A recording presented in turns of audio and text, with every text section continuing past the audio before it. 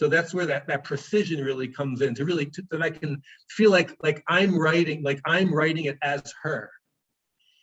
I think of it sometimes like an actor taking on a role when I'm translating. That I'm performing it, but I'm not performing it orally. I'm performing it on the page, and that can be kind of painful, actually, because I in a way have to try and feel what she's feeling, which, especially in Dependency, was not any fun. I have this one particular experience where I finished translating the part where she's down to 65 pounds after being an addict for these many years. And she was not a small woman. She was tall. And she calls for help to her psychologist doctor, and he sends an ambulance, and she gets carried out to the ambulance. And her husband, Carl, the one to be giving her shots, he puts the bank book in the ambulance with her.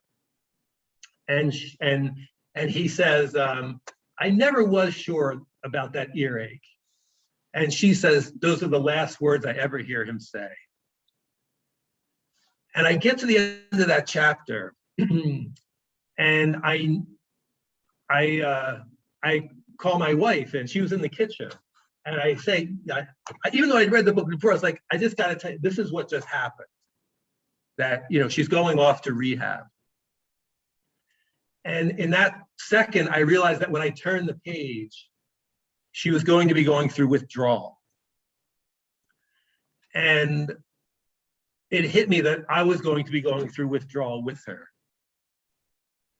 And I just broke down sobbing in my wife's arms because I couldn't deal with it. I'd been through so much with her up to that point that I had just been kind of broken down.